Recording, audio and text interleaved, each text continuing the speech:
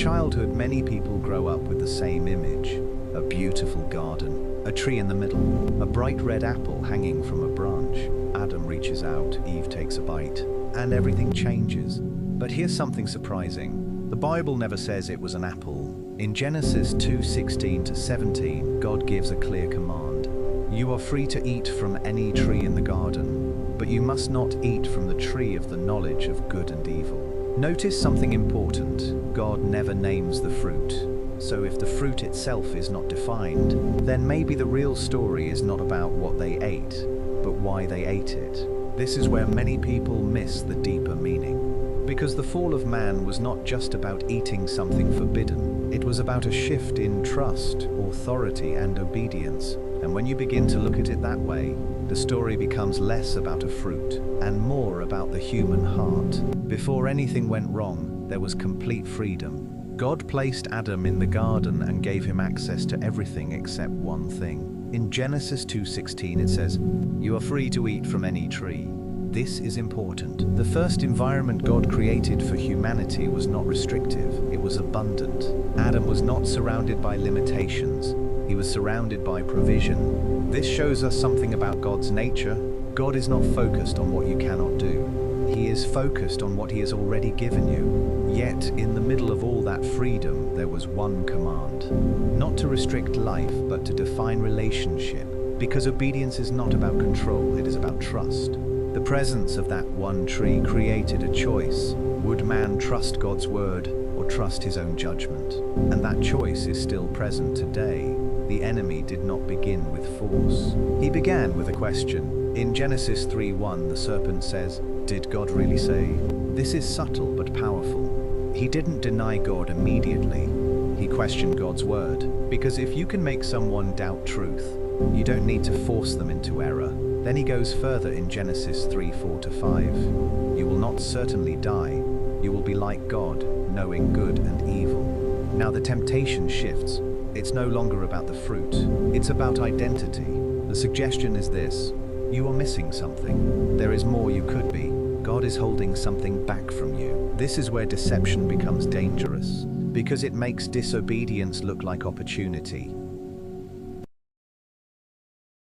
Genesis 3:6, Eve sees three things.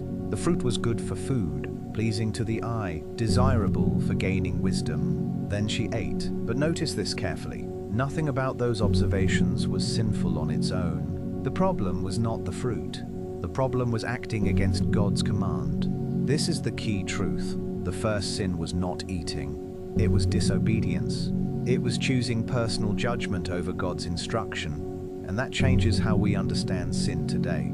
Sin is not always about obvious wrongdoing. Sometimes it is simply choosing your way over God's way. The moment they ate, something shifted. In Genesis 3:7 it says, "Then the eyes of both of them were opened, and they realized they were naked." Awareness came, but not the kind they expected. Instead of becoming like God, they became aware of shame. Then came fear. In Genesis 3:10, Adam says, "I was afraid, so I hid." This is the pattern of sin. First desire, then action, then awareness, then separation. The relationship that once was open became distant, not because God changed, but because they did.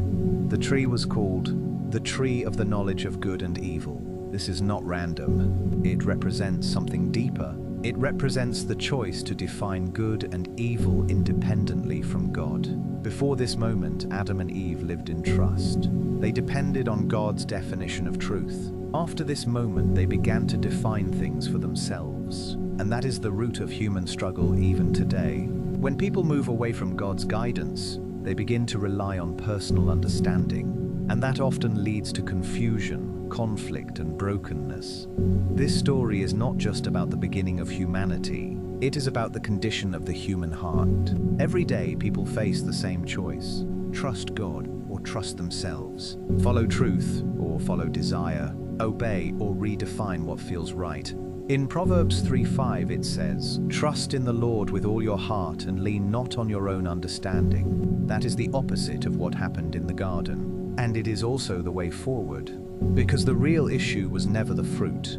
It was the decision to step outside of God's will. So what was the forbidden fruit? The Bible doesn't tell us its name, and that is intentional because the focus was never meant to be on the fruit. It was meant to be on the choice to trust or to doubt, the choice to obey or to redefine truth.